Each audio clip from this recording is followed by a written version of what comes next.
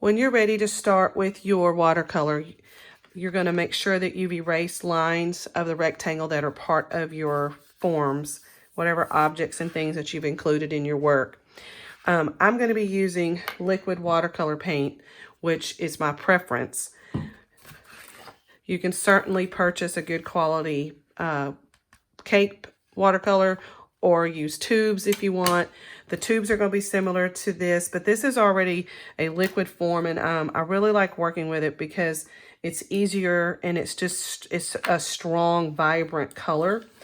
You use round brushes when you're painting with watercolor paint. They're designed to hold the water, and you need to be using a watercolor paper.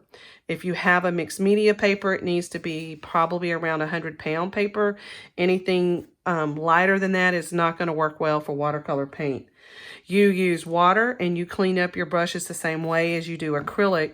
It just doesn't take much as you go and you clean it up. You don't have to worry about going to the bottom of your bowl because it's water and it's liquid and it comes out.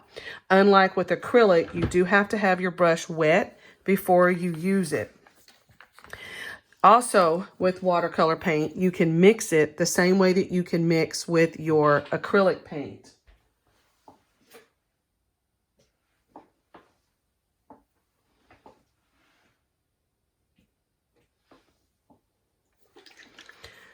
The only difference is it's not very forgiving. That means if you make a mistake, you can't just paint over watercolor paint. Watercolor paint is transparent, unlike acrylic paint, which is opaque, which means you can't see through it, or you shouldn't see through it if you're painting correctly. So you will need to have your brush wet. And as you can see, I started with my background, just like with your drawings, just like with your acrylic, you do your background first and then you let it dry. Watercolor paint, you can't always paint wet next to wet. We're doing the technique where we're painting dry on wet, wet on dry. So I'm just going to take, and I would be painting, well, that's not even the right color. Painting directly onto it. Then if I was in a hurry and let's say I did it backwards and I wanted to do my background, then when I painted that, when you put wet next to wet, you can see that it starts to bleed in and it mixes your paint where you don't want it. Now this is a really heavy quality watercolor paper, and so it's really holding the paint. The lighter pound paper, the lighter weight paper, the more that water is going to run and bleed. So you do want to make sure that your paint is dry and certainly not shiny before you paint it onto your paper. Now remember, the only thing that you're painting is within inside the rectangle. So this is part of my background, my grass here, and I'm pulling it in, and then I'm going to add just a touch of yellow and change that up. And you can see it's not moving around. It's just kind of sitting there, and that's what I wanted it to do. Same thing over here. I'm going to come in here. I'm going to clean my brush, though. I'm going to pick up a little green. You do have to be careful, though. I know I dipped my brush in there. You do have to be careful and not mix your paint. So you do have to go and clean it before you put it into a new color. And think in terms of adding some depth, some form. Now, this is what I was talking about with it bleeding. Now, that's certainly intentional for mixing, but you do have to be careful. And if you get up and you walk around and you have water on your paper, you never want to take your painting and turn it up like this, because that water will run down the paper you're painting will. So I'm going to come in here and clean this up a little bit. And I don't like that. And depending on what kind of paper you have, you may be able to come in and draw some of that back off and then let it set before you come back in with your color. Because again, that's what I was talking about with the way it can mix and it can blend. Black is going to be a very, very dominant and a very, very strong color. Regardless if you're using your cakes, which is what those are called, or you're using liquid. And again, it will take very little paint. Now, watercolor, the more water you have on your brush, the lighter your watercolor is going to be. The less water you have, the more vibrant and dark it's going to be. Watercolor is actually intended to be painted in layers, where you get one coat on there, it dries, and you come back, and then you mix colors or you add another color with it, and then that creates a deeper, more vibrant colors. It just depends on what you're doing and how you want that to work. So I'm still going in. I still have water on my brush. And then I go in this case, I'm picking up again, I'm using liquid and just painting that on here. And then once I get that done, I would let it dry before I would do the dots on my ladybug or even the head of my ladybug so that my black doesn't run into my red. Now when this dries, if I see that it's not quite even or I see that it's not the darkest color that I want, then I would come back with another layer on top of that and paint it. So again, you're working background to front.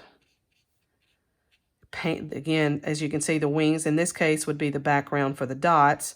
So then they would be last, allowing me to make them look like they're actually fitted into the wings of the insect for this particular object.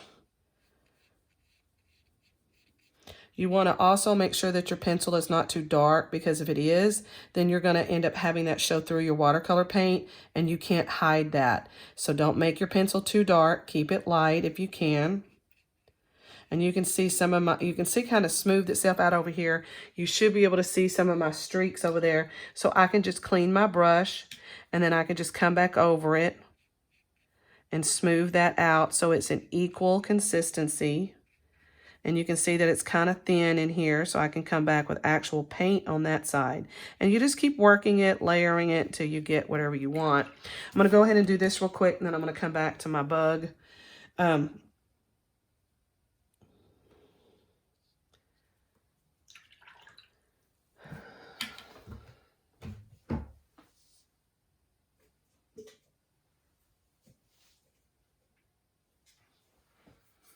Make sure I had the right, no, let's see. Yes.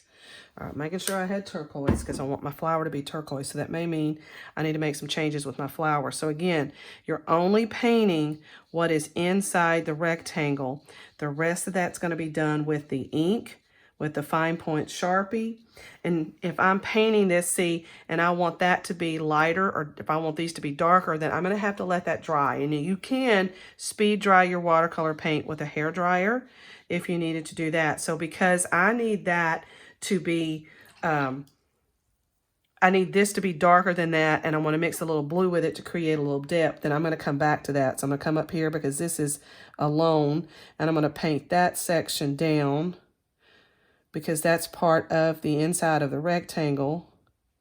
And then I can come over here because this has absorbed that and paint that on there along with cleaning my brush and correcting that color a little bit. So it's a little lighter on the top and a little darker on the bottom. And that's what you do. You completely paint that. Then when that is set up and completed, then you're going to take an ultra fine point Sharpie or any kind of other really good gel quality pen, and then you're going to outline the things in the background with your Sharpie. And then you're going to add any kind of details that you need to add that have to do with texture, that have to do with creating form. So think in terms of your shading techniques, which would be your stippling, your cross hatching, and then you can come in because you have stippling or cross hatching and add in some texture and some details. That's going to give it depth and form. So like here, I could do a hatching technique across that. After you've outlined everything.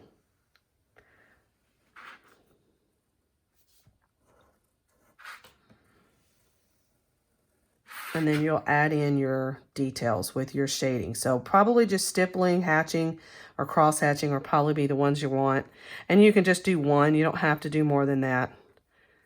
And you'll do that through everything that's in the background of your work. So when I get finished with this one and it's dry enough, then I will do the same thing here where I'm going to outline the things that are in the background. And then I'll come in and I'm going to add my texture with whatever shading technique that I choose to do.